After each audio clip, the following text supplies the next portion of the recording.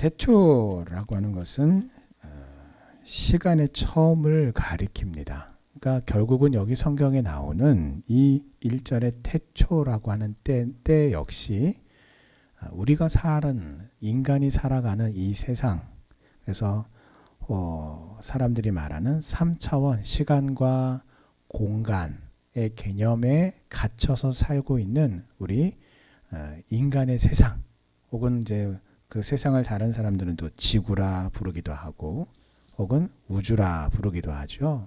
그래서 이 시간과 공간이라고 하는 3차원의 세상의 처음 시작의 때를 가리키는 말이 태초예요.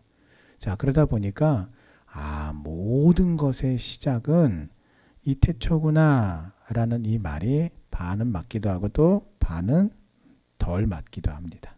그래서 뭐가 맞냐라고 한다면 이 세상은 시간의 개념이 흐르고 있죠. 그러다 보니까 이 시간이 우리가 미처 인지하지 못하는 사이에도 훌쩍 지나간단 말이에요. 그러니까 시간이라는 게 흘러가기 때문에 사람은 누구나 태어나고 그 시간의 흐름 속에서 태어나고 죽고 태어나서 자라고, 그래서 어린아이가 청년이 되고 장년이 되고 또 노년이 되는 거죠. 그러니까 이 자리에 있는 우리 누구도 다 똑같이 부모님을 통해 이 땅에 우리가 태어났고 어린 시절을 겪었고 또 오늘 지금의 나이에 이르기까지 시간이 계속 흘러가고 있단 말이에요. 근데 이 시간, 그래서 우리는 이 시간 안에 살아가는 존재예요. 그리고 그 시간이라고 하는 그 존재는 우리는 3차원이라고 하는 세상 속에서 살아가는 존재라는 이유가 뭐냐면, 오늘 교회에서 출발을 해서 우리 집으로 돌아가실 때도 걸어서 가기도 하고 차를 타고 가기도 하는데, 차를 타든지 걸어가든지 시간이 걸린단 말이에요.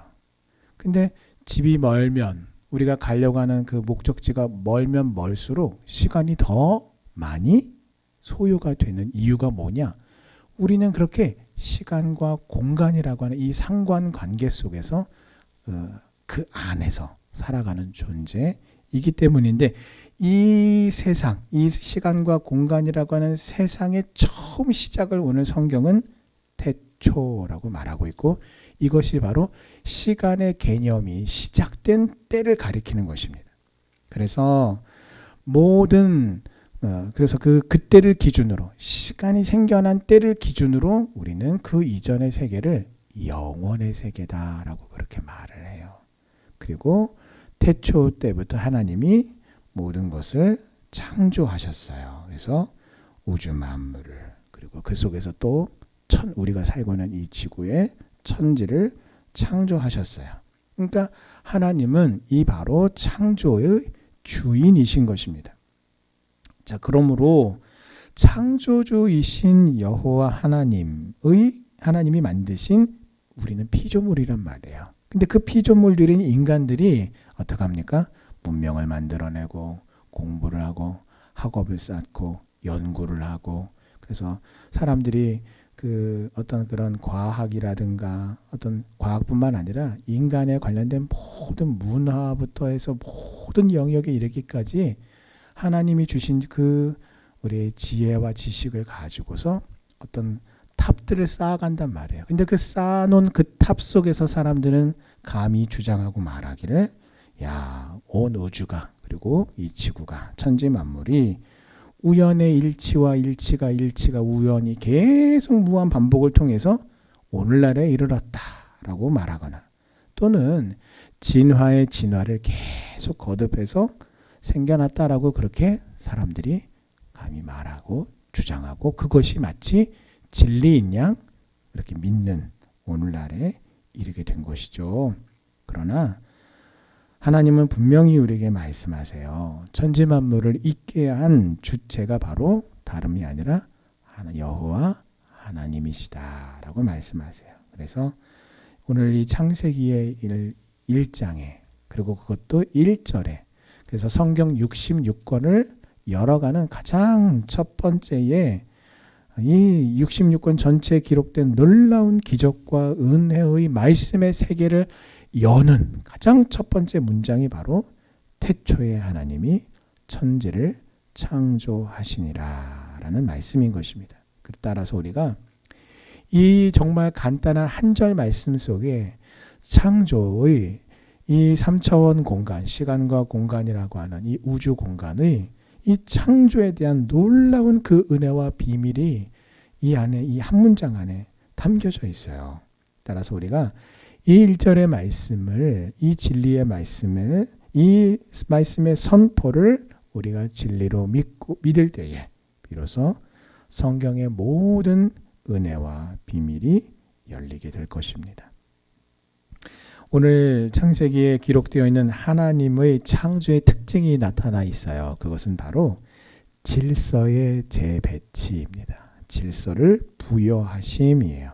그래서 원시지구라고 불리는 태초 때의 지구의 처음 상태는 한마디로 무질서 또는 혼돈 그 자체였어요. 하지만 하나님의 창조의 사역이 원시지구를 하나님이 만들어내신 다음에 자, 알아서들 잘 해봐라가 아니라 이 만들어 놓고 끝나는 것이 아니라 창조된 후로 계속해서 어느 일정 하나님께서 목표로 하고 목적하신 그 궤도, 일정 궤도에 오르기까지 계속해서 질서를 부여하심으로써 그 하나님의 은혜의 역사가 정말 정밀한 그 시계 톱니바퀴가 그 수백 개의 바퀴가 맞물려서 정확하게 돌아가듯이 그 질서를 부여하심의 역사가 계속됨을 알 수 있어요. 자, 과학자들은 특히 이 천체 과학자들은 지금도 우주 가운데서 별이 탄생하고 있는데 그 별의 탄생하는 그 과정에 대해서 간단하게 원리에 대해서 이야기를 하는데 이때 설명하는 힘 중에 하나가 뭐냐면 원심력이라고 하는 거예요. 자, 뺑뺑뺑뺑 돌아가는 이 운동성을 가진 그 물체 안에는 이 원심력이라고 하는 힘이 작용을 합니다. 이 원심력이라고 하는 것은 물체가 돌아가는 원운동을 할 때에 이 원의 중심을 향해서 이 작용하는 힘을 가리키는 거예요. 자, 이 원심력이 나타나면 어떻게 되느냐?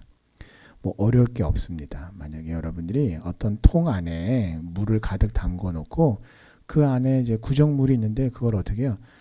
가만히 놔두면은 그 안에 예를 들어서 흙물이 있는데 가만 놔두면 물이 어떻게 돼요? 맑아져요. 왜 맑아집니까? 무거운 것들은 밑으로 다 가라앉고 돌, 작은 돌멩이, 그다음에 흙, 그다음에 미세한 진흙 알갱이들이요. 다 바닥 밑으로 이렇게 가라앉기 때문이죠. 그럼 뭐가 제일 먼저 가라앉을까요? 가벼운 게 먼저 가라앉을까요? 무거운 게 가라앉을까요? 당연히 무거운 게 가라앉는 거죠. 그러니까 우리가 어떤 뭐 쌀을 씻거나 아니면은 야채를 씻어서 물에 담궈서 씻을 때 어떻게 합니까? 물을 가득 채우면 이물질들이 가벼운 이물질들이 물 위에 둥둥둥 뜨잖아요. 그러면 그 뜬 거를 어떻게 해? 먼저 물 위에 떠 있으니까 그것을 물을 함께 버리면서 이렇게 깨끗이 씻을 수가 있는 거죠. 원심력이라고 하는 것도 비슷해요. 막 원의 운동이 생겨서 돌아가면 무거운 것들이 가운데로 몰려요. 그리고 가벼운 것들이 바깥으로 이렇게 모이게 됩니다. 자, 그 무거운 게 뭐겠어요? 주로 금속 재질의 어떤 그런 성격을 지닌 것들이 가운데로 모여요. 그리고 점점 모이면서 서로가 달라붙습니다. 그러면 그 달라붙은 것이 이제 결국은 어떻게 되느냐? 이 행성의 지구라고 하는 행성의 그 가운데 있는 핵을 만드는 거예요. 그래서 이 별이 살아있느냐 죽어있느냐는 그 행성 안에 그 깊은 속에 있는 그 핵이 뜨겁게 정말 이렇게 불타오르고 있느냐, 그러면 살아있는 별이에요. 지구는 살아있는 별이죠. 그래서 가벼운 것들은 바깥으로 모여서 오늘날처럼 이렇게 대기라고 하는 공기를 이루게 된 것이죠. 자, 그러면은 무거운 게 가운데로 가고 이렇게 가벼운 것들이 바깥으로 모이면은 어떤 힘이 만들어지느냐? 중력이라고 하는 힘이 만들어져서 우리가 이렇게 땅을 다 걸어 다니고 공중으로 붕붕 떠서 하늘로 안 올라가는 이유가 뭐예요? 이 지구의 중력이 나를 밑으로 잡아당기고 있기 때문이죠. 그러니까 이게 뭐예요? 하나님이 혼돈 속에 있었던 그 속에 질서들을 부여하심으로써 하나씩 하나씩 생물이 살아가기에, 그리고 인간, 그 속에서 인간이 살아가기에 적합한 모든 상황과 환경을 하나님의 그 경륜 지혜의 비밀 속에서 질서들을 부여하심으로써 만들어져 가게 되는 것이죠. 그래서 창세기 1장의 기록은 하나님이 인간이 도저히 이해할 수 없는 전지전능하심으로 온 우주를 창조하셨고, 이 우주 안에 하나님의 그 지혜의 경륜을 따라 여러 가지 질서들을 부여하셨다라고 하는 것을 말씀하고 있습니다. 자, 그래서 우리가 우주를 관측하면은, 그래서 우리가 그 우주를 바라보면서 황홀경에 빠지는 경험을 하게 되는 거예요. 왜냐하면 하나님을 알지 못하는 자들은 그저 그 우주의 아름다움을 보면서 황홀해하고요. 하나님을 믿는 자들은 그 우주를 바라보면서 야, 하나님의 솜씨가 너무 대단하다. 왜요? 그 솜씨라는 게 뭐예요? 하나님의 그 질서를 부여하심의 결과인 거예요. 자, 그러므로 하나님의 피조물인 인간으로서 더 나아가서 이와 같은 하나님의 영광을 나타내고 드러내야 할 하나님의 피조물로서 우리는 하나님이 부여하신 그 질서를 따라서 살아야 우리가 행복하고, 그 가운데 하나님의 은혜를 우리가 누리며 또 하나님의 인도하심 가운데 우리가 계속해서 승리의 길을 걸어갈 수가 있는 것입니다. 자, 그래서 오늘 말씀에 보면 하나님이 부여하신 그 질서를 하나님께서 명하신 대로, 말씀하신 대로 그 세상이 순종하고 작동될 때에 하나님은 그것을 보시고 말씀하시기를 보시기에 좋았더라라고 기록하고 있어요.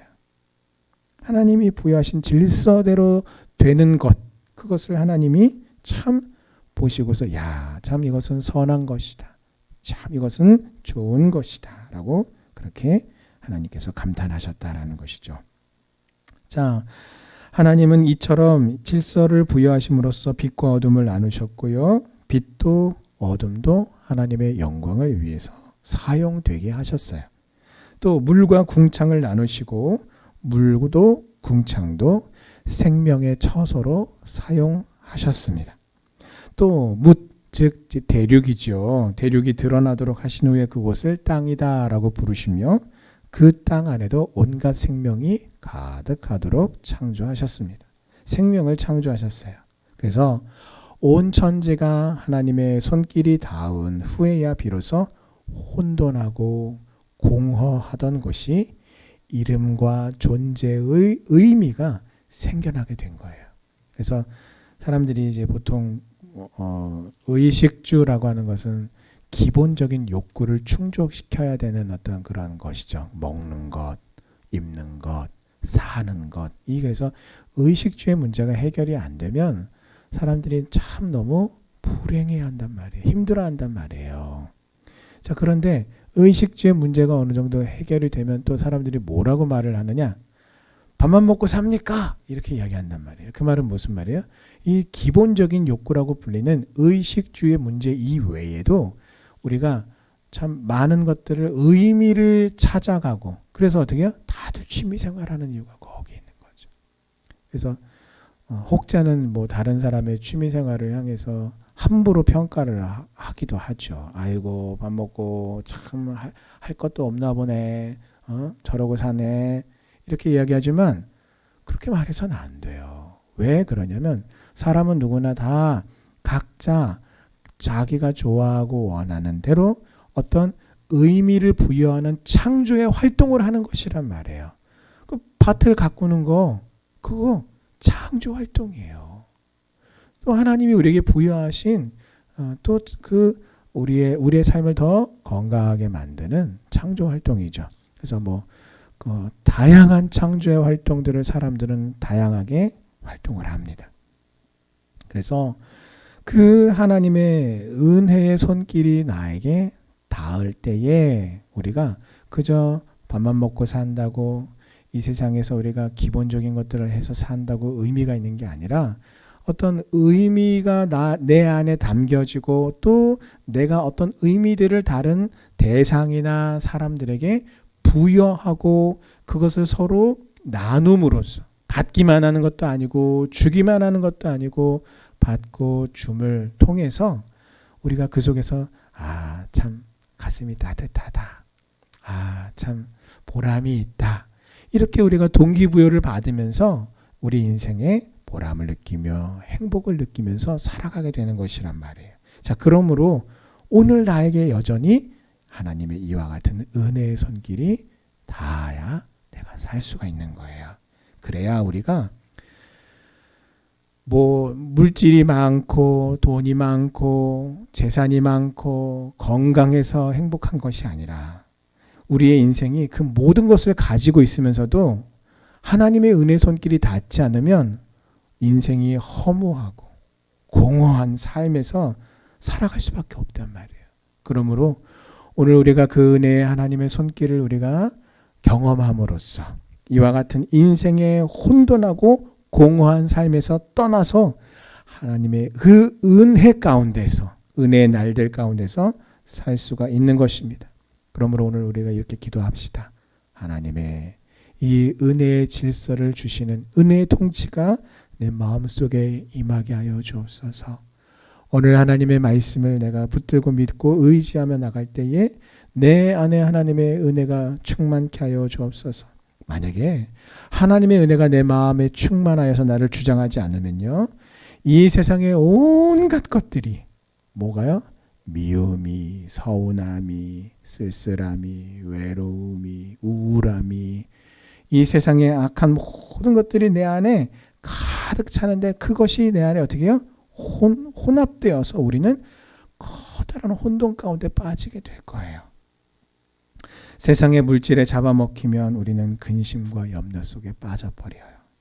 하나님의 다스리심이 내 안에 살아있지 않으면, 언제나 내 안에 역사하지 않으면 여러분 우리가 암이나 죽을 병에 걸려서 그럴 때 어떻게 합니까? 사람들이 암과 죽을 병뿐만 아니라 암과 비견할 수 없는 작은 일에도 불구하고 우리가 어떻게 해요? 내면이 약해지고 내 자아가 약해지고 그러면 어떻게 해요? 길을 잃고 방황을 하면서 평안을 잃어버리고 절망 가운데 흑암 가운데 빠지게 되는 것이죠. 그래서 세상의 사람들도 자기가 살아가는 자신의 삶 속에 질서와 의미를 부여하면서 행복해한단 말이에요. 그 질서 속에서 행복을 느끼며 살아가요. 그러나 고난이라고 하는 무질서가 우리 인생을 덮칠 때에 사람들은 그 무질서 속에서 어떻게 해요? 자기의 행복이 깨뜨려지고 그래서 불행해진다는 것을 느낀단 말이에요. 이처럼 사람이 세운 질서는요, 언제든지 얼마든지 깨질 수 있어요. 그러나 오늘 하나님이 세우시는 은혜의 질서는 절대로 깨지지 않아요. 왜냐하면 인간은 단지 피조물일 뿐이지만 여호와 하나님은 온 우주를 창조하시고 질서를 부여하신 창조주이시기 때문입니다. 오늘 이 여호와 하나님의 말씀을 따라 또 하나님의 은혜의 질서에 따라 하나님이 보시기에 좋은 복된 인생으로 승리하는 우리 성도님들 되시기를 주님의 이름으로 축원합니다. 뿐만 아니라 창조주 하나님, 이 질서의 하나님을 우리가 믿을 뿐만 아니라 창조주 하나님이 우리의 구원자이심을 또한 널리 알리시는 우리 성도님들 되셔서 이 구원의 은혜, 구원의 질서를 따라오신 예수 그리스도를 힘써 증거하는 우리 성도님들 되시기를 다시 한번 주님의 이름으로 축원합니다. 아멘.